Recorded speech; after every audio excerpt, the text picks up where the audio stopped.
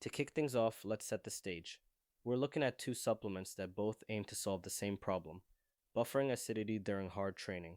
On one side, we have beta-alanine, and on the other side, sodium bicarbonate. This video isn't about hype or magic pills, it's about understanding how each one works, what they do differently, and when it might make sense to use them. By the end, you'll have a clear picture of which buffer fits your goals, or whether combining them could give you an edge. Both supplements exist for one reason: to handle the hydrogen ions that build up during intense exercise. But they do it in hugely different ways. Beta-alanine operates inside your muscle cells, while sodium bicarbonate works outside in the blood. Because of those differences, the way you take them and the results you see are not the same. This isn't about which one is better in general. It is about matching the right tool to the right job. Most people judge a supplement by how it makes them feel. With beta-alanine, there's that characteristic tingling, and with sodium bicarbonate, there can be bloating or a salty taste. But tingling doesn't equal performance, and neither does stomach discomfort. What matters is whether your training or race times improve. So as we compare these buffers, keep in mind that sensations are just side effects. The real measure is what happens to your power output and fatigue resistance. During high-intensity efforts, your body relies heavily on glycolysis, which breaks down glucose quickly but produces lactate and hydrogen ions as byproducts. Those hydrogen ions can make your muscles more acidic, causing the pH to drop. When the pH falls, the enzymes that produce ATP slow down, calcium doesn't bind as well, and your muscles feel that familiar burning sensation. Without a way to buffer that acidity, power falls off and fatigue sets in sooner than you'd like. If we plot hydrogen ion accumulation over time, we see that the need for buffering peaks during efforts lasting 1 to 10 minutes. Short sprints under a minute don't accumulate enough acidity for these supplements to matter much, and very long events rely more on aerobic metabolism. It's that middle ground, the hard repeats, 2 to 4 minute efforts and repeated sprints, where buffering capacity can really be effective. By increasing your ability to neutralize or shuttle hydrogen ions, you can delay the onset of fatigue. That means you might squeeze out a few extra reps, hold a high pace for longer, or recover faster between intervals. For serious lifters, CrossFit athletes, or anyone who lives in that high intensity zone, those extra seconds or repetitions add up over time. Buffers are not about overnight transformations. They are about marginal gains that compound into meaningful improvements in training volume and performance. Beta-alanine is a naturally occurring amino acid found in meat and poultry. On its own, it isn't incorporated into proteins, but when it pairs with histidine inside your muscles, it forms a dipeptide called carnosine. Carnosine acts as an intracellular buffer, soaking up excess hydrogen ions, and it also helps fight free radicals and support calcium handling. Fast twitch fibers contain more carnosine than slow fibers, which is why beta-alanine tends to benefit sprinting, repeated high-power efforts, and strength training. Supplementing with beta-alanine raises muscle carnosine content. Carnosine has a pKa of about 6.83, which means it is well suited to buffer hydrogen ions at the pH ranges muscles experience during hard work. Higher carnosine levels not only buffer acidity, but may also act as antioxidants and improve the way calcium triggers contractions. That's why beta-alanine doesn't just make you tingle, it's changing the chemistry inside your muscles to help them perform under stress. Carnosine levels don't rise overnight. Research suggests that taking about 3 to 6 grams of beta-alanine every day for at least 4 weeks can raise muscle carnosine by 40 to 60%. If you keep going for 10 weeks, you can reach around 80% of maximal saturation. Once carnosine is elevated, it sticks around for a while, so this is a long-term investment. That's why beta-alanine is considered a chronic supplement. You need to build up stores before you can expect to feel the benefits. A recent meta-analysis looked at dozens of studies and found that beta-alanine supplementation leads to about a 2 to 3% improvement in performance, with the greatest benefits showing up in efforts lasting between about 1 and 4 minutes. Events shorter than a minute don't seem to benefit, and the advantage declines for very long efforts. That 2 or 3% may not sound like much on paper, but for a runner shaving a couple of seconds off a 1 kilometer time trial, or for a lifter grinding out an extra rep, it's a meaningful difference. The effective range for beta-alanine is 3 to 6 grams per day, taken in servings of no more than about 2 grams at a time. Taking smaller portions throughout the day and pairing them with food helps your body absorb the amino acid and minimizes the tingling sensation known as paresthesia. That tingling tends to appear when a single dose exceeds 800 milligrams, and it usually fades within an hour. It isn't harmful, but if you find it distracting, you can opt for sustained release capsules, or just split your daily dose into multiple smaller servings.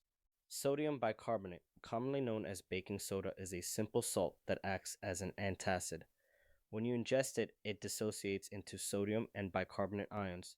Those bicarbonate ions circulate in your blood and increase the overall buffering capacity of your plasma. Instead of working inside the muscle like carnosine, sodium bicarbonate works outside the muscle, helping to draw hydrogen ions out of working tissue so they can be neutralized in the bloodstream. By raising blood bicarbonate and slightly elevating blood pH, sodium bicarbonate creates a gradient that encourages hydrogen ions to leave the muscle faster. It also facilitates lactate transport out of the cell, which helps clear acid and sustain glycolysis. As a result, the onset of metabolic acidosis is delayed, and you can maintain high power outputs for longer. Because this effect occurs in the hours after ingestion, sodium bicarbonate is considered an acute supplement rather than something you build up over weeks. Most research shows that a single dose of about 0.2 to 0.3 grams per kilogram of body weight is required to raise blood bicarbonate high enough to matter. That works out to 15 to 20 grams for an average sized person. Taking the supplement 60 to 180 minutes before your event allows time for it to be absorbed and for the excess carbon dioxide to be expelled.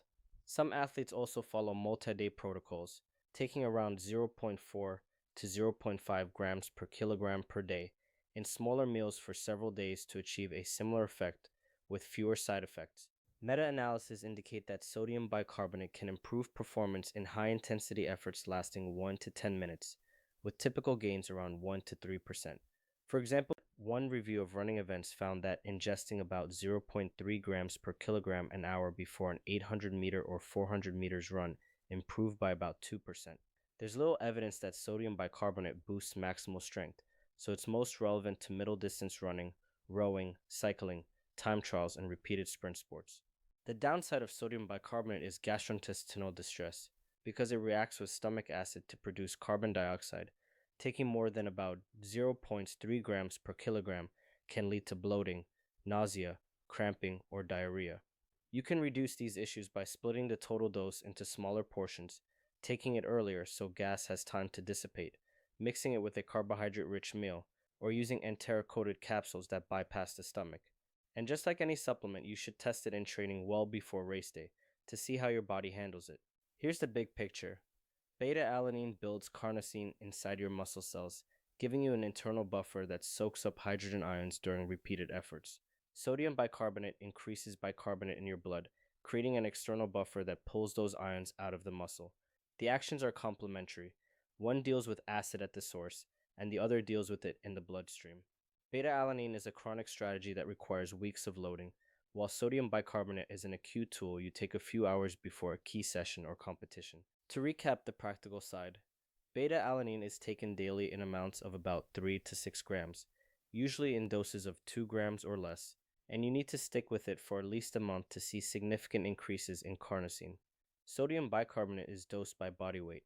Aim for 0.2 to 0.3 grams per kilogram, taken 60 to 180 minutes before your event.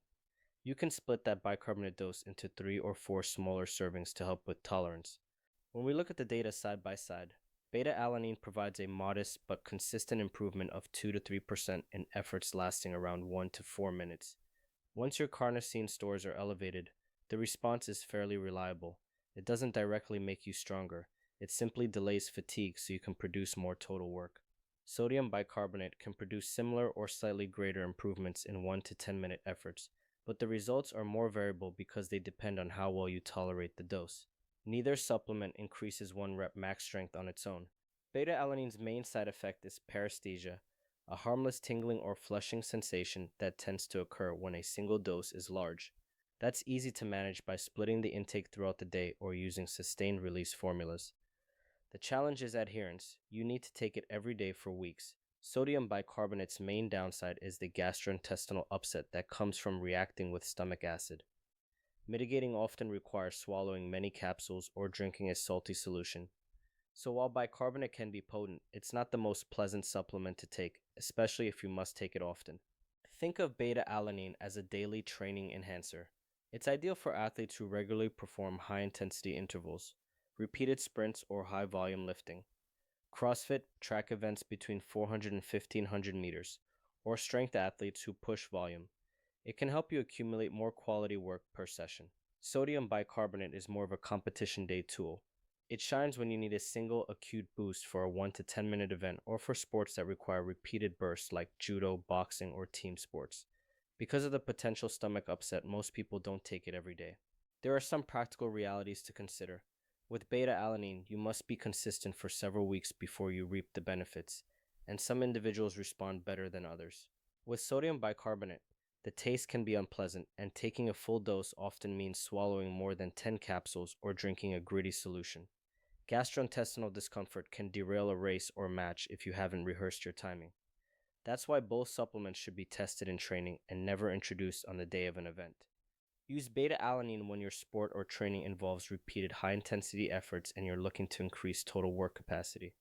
Sprinters, middle distance runners, rowers, CrossFit athletes, and lifters who train with short rest periods are the prime candidates.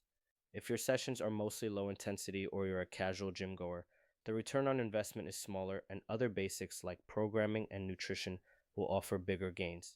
Reserve sodium bicarbonate for events where you need a sharp, acute boost in buffering capacity. That includes 1 to 10 minute races, hard time trials, and sports that involve repeated short bouts with minimal recovery. It's particularly helpful on competition days for swimmers, rowers, track cyclists, and combat sport athletes. If you're just doing everyday training sessions, the potential gastrointestinal distress may outweigh the benefits, so it's not something to take casually. Because beta-alanine and sodium bicarbonate work in different compartments, it makes sense to ask whether stacking them could provide additive benefits.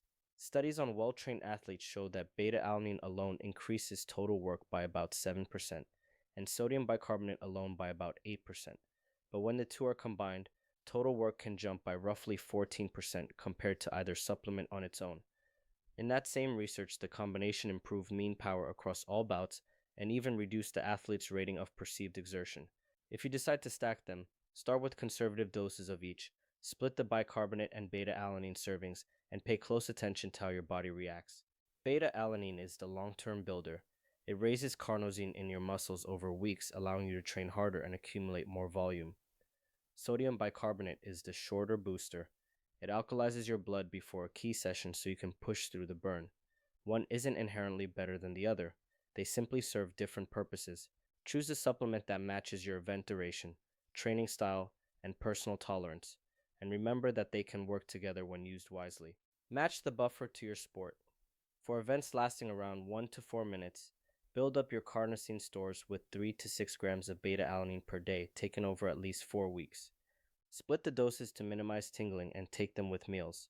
For 1 to 10 minute events where you need an acute boost, take about 0.2 to 0.3 grams per kilogram of sodium bicarbonate, 60 to 180 minutes beforehand, and experiment with the dose during training to find what your stomach can handle. Only consider stacking the two after you're comfortable with each on its own, and always prioritize consistency in training and nutrition over any supplement.